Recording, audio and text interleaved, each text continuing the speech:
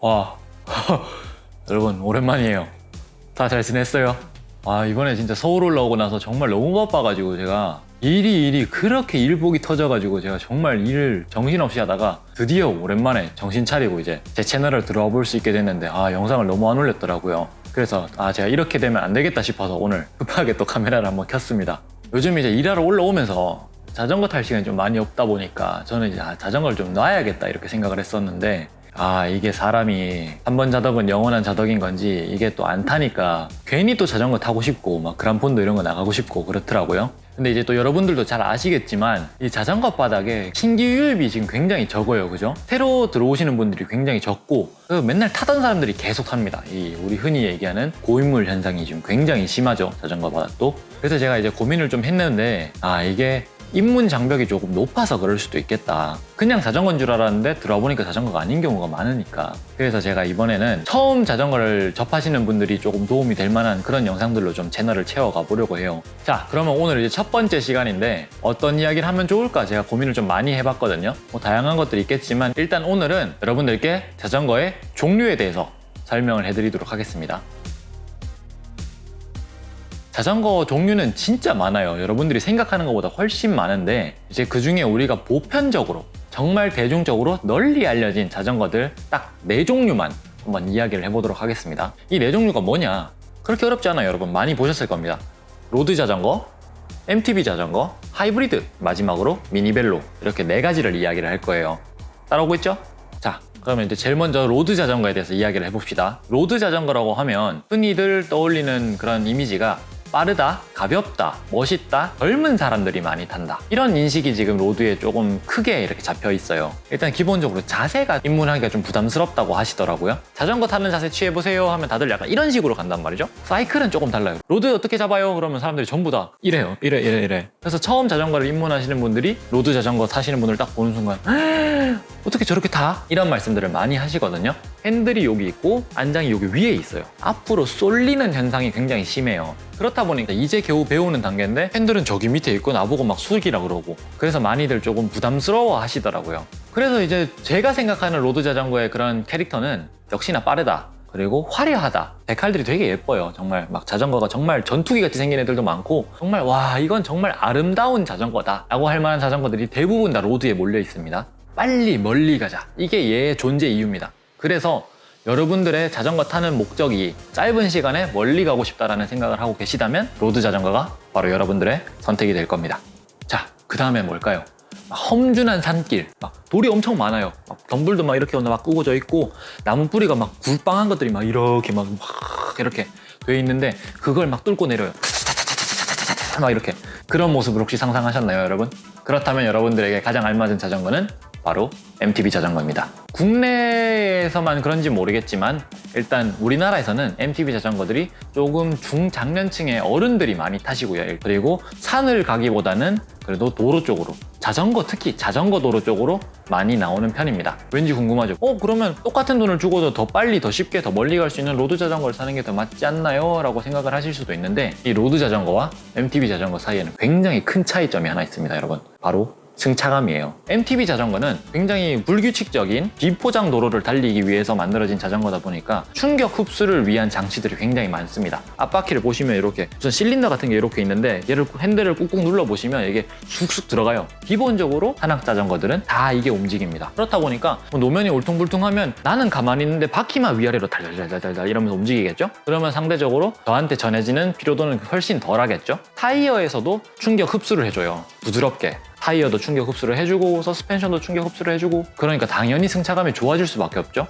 MTB를 타고 가면 정말 더할 나위 없이 편안한 승차감으로 자전거를 타실 수 있어요. 자, 그러면 승차감도 좋고 다 좋다 이거예요, 여러분. 그죠? 그러면 승차감 좋은 걸 타야지 당연히. 힘들게 비싼 돈 주고 너 뭐하러 불편하게 타냐, 편하게 타자 라고 생각을 하실 수도 있는데 자신의 목적에 맞지 않는 길을 갔을 때는 MTB도 분명히 단점이 있습니다. 일단 기본적으로 타이어가 굉장히 넓다고 했죠. 바닥과 닿는 면이 넓다는 얘기는 구름 저항이 굉장히 많이 생긴다는 이야기예요. 그리고 타이어를 잘 보시면 로드에 쓰이는 타이어들은 정말 매끄러운 원이에요. 매끄러운 이렇게 타이어인데 MTB를 보시면 위에 깍두기들이 톡톡톡톡 이렇게 붙어 있어요. 무슨 그 감자 핫도그 같이. 얘네들도 결국은 돌 같은 것들을 밟았을 때 최대한 접지력을 높이기 위해서, 미끄러지지 않기 위해서 그런 설계를 했단 말이죠. 바닥을 이렇게 꽉 잡고 있겠다는 얘기잖아요. 그건 무슨 얘기냐? 앞으로 난 가야 되는데 이 타이어가 자꾸 안 돼 이러면서 막 이러면서 막 잡고 있는 거죠, 여러분. 그렇기 때문에 당연히 MTB가 로드보다 훨씬 느립니다. 심지어 더 무거워요, MTB는. MTB는 충격 흡수를 위한 장치들이 많이 붙어 있고요. 그리고 산에서 이렇게 타야 되기 때문에 충격에 조금 더 튼튼해야 돼요. 내구성이 좋아야 되잖아요, 그죠? 그렇기 때문에 어쩔 수 없이 구조상 MTB가 로드보다 훨씬 더 무겁습니다. 그래서 MTB는 로드 자전거 대신에 나는 조금 더 편안한 승차감으로 자전거를 즐기고 싶다라고 하시는 분들께 추천해드릴 만한 자전거가 바로 MTB 자전거입니다.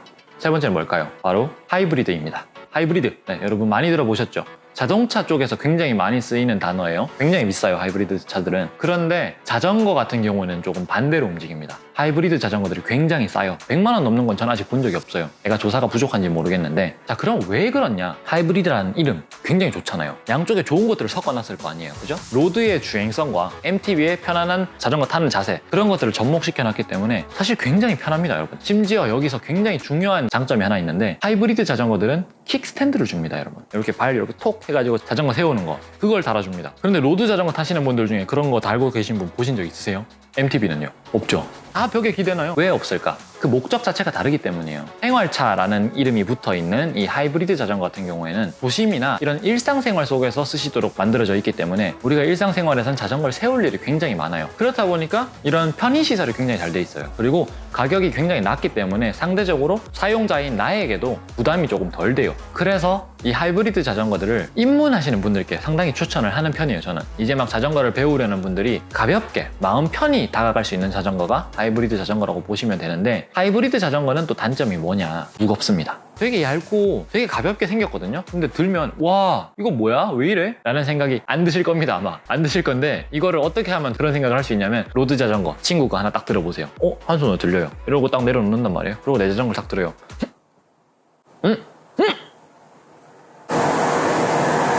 딱 이래요, 진짜 이래요. 제가 근력이 없어서 그런 게 아니라 정말 하이브리드는 한 손으로 들기가 생각보다 버겁습니다. 왜냐면 무게가 거의 2배가 차이가 나요. 로드 자전거들이 이제 평균적으로 돈을 좀 썼다고 하면 7kg 초반대가 나옵니다, 여러분. 6kg 후반에서 7kg 초반이 나오는데, 하이브리드는 일단 기본적으로 13kg 이상이에요. 페달 미포함이에요, 심지어, 여러분. 그렇기 때문에 굉장히 무거워요. 거기다가 기어가 달리는 게 일반 로드 자전거들은 11단까지 달린다고 해요. 그럼 자동차 1단, 2단, 3단, 4단 하잖아요, 그죠? 자전거도 그게 있는데, 로드 자전거는 그게 11단이나 있어서 굉장히 촘촘하게 이렇게 구성이 돼 있어요. 도로 상황에 맞게, 경사도에 맞게 다양하게 적합한 기어를 찾아서 쓸 수 있는데, 하이브리드 같은 경우에는 대부분 7단입니다, 여러분. 기어가 7장밖에 없어요. 그래서 나는 지금 너무 힘든데 아무리 안으로 밀어 넣어도 더 이상 더 들어가지가 않아요. 더 쉬운 기어가 없으니까. 거기다가 막 자전거는 무겁지, 막 꾸역꾸역 올라가는 거예요. 그러다가 이제 결국 내리게 되죠. 그게 기어가 모자라서 그래요. 여러분들의 지금 그런 라이딩 레벨에 맞지 않는 기업이라서 그래요.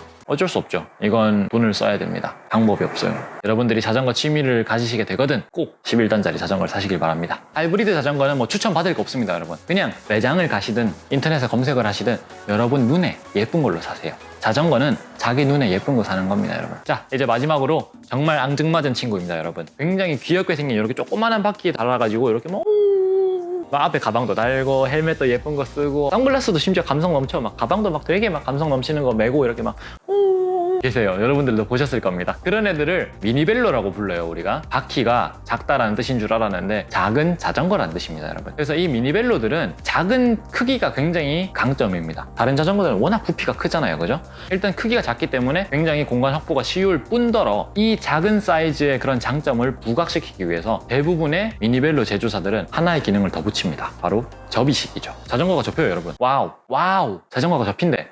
와우, 자전거가 접히면 어떤 게 좋냐? 좋아요. 그냥 막 꼬깃꼬깃 이렇게 접어가지고 자전거를 정말 거짓말 안 하고 요만하게 만들 수 있어요. 특정 브랜드의 자전거 같은 경우는 정말 요만하게 만들 수 있어요. 그러면 어디든지 들고 다닐 수 있습니다, 여러분. 그 누구의 눈치도 보지 않고 정말 편안하게 들고 다닐 수 있어요. 심지어 대중교통 이용이 평일에도 가능합니다, 여러분. 여러분들 아셨는지 모르겠지만 사실 자전거를 평일에는 대중교통에 반입할 수가 없습니다, 여러분. 그런데 미니벨로들은 됩니다, 여러분. 규정상 된다고 돼 있어요. 접기만 하세요. 접으면 반입이 가능합니다. 이 들고 다니는 그런 모빌리티와 이런 작은 컴팩트한 사이즈가 이렇게 합쳐지면서 이 특성이 어디에서 발현이 되냐, 자전거로 출퇴근을 할 때 이게 굉장히 큰 빛을 발합니다. 여러분들 머릿속에도 딱 그려지잖아요, 그죠? 집에서 지하철까지가 꽤 멀어요. 예를 들어서 지하철역까지 미니벨로를 타고 이렇게 갑니다. 그리고 거기서 자전거를 탁탁탁 접어요. 그리고 지하철을 타요. 회사를 가요. 그런데 회사가 또 지하철역에서 조금 멀어요. 그러면 걸어가긴 좀 애매해. 그럼 다시 자전거를 펼쳐요. 가요. 자, 여러분 지금 여기에 여러분들 자차는 단 한 번도 관여를 안 했죠. 그래서 접이식 미니벨로가 있는 분들 중에는 자차가 없는 경우도 꽤 많습니다. 그리고 그런 위치에 있는 집을 구하는 경우도 많죠. 대중교통과 자전거를 통해서 갈 수 있는 거리에 위치한 집으로. 기름값도 세이브가 많이 되고, 심지어 거리가 짧은 경우에는 시간도 차이가 별로 안 나요. 차 타고 오면 15분인데 자전거 타면 15분이야. 뭐야 이거 왜 이래?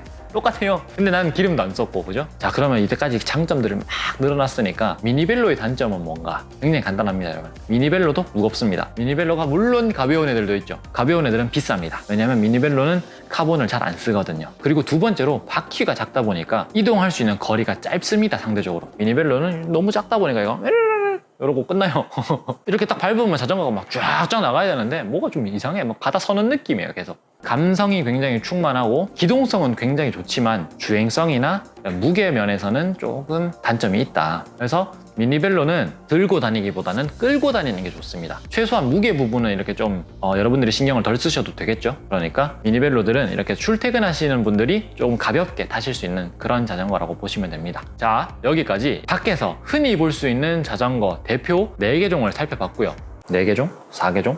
그 외에도 자전거들은 굉장히 많습니다, 여러분. 픽시 자전거도 있고요, 트랙 자전거도 있고요, TT 자전거도 있고요, 철인 자전거도 있습니다, 여러분. 거기에 로드는 엔듀어런스 자전거, 올라운드 자전거, 에어로 자전거, MTB도 막 올마운틴, 풀샥, 하드테일, 다운힐, 벌써 몇 개요, 여러분. 벌써 10손가락 다 썼어요. 이런 것들은 여러분들이 자전거에 조금 더 취미를 갖게 되시면 그때 우리 이야기를 해보도록 하고요. 오늘은 여러분들이 처음 입문했을 때 자전거 나 사고 싶어 라는 생각을 가지셨을 때 고를 만한 자전거 4개의 형태를 알아본 겁니다.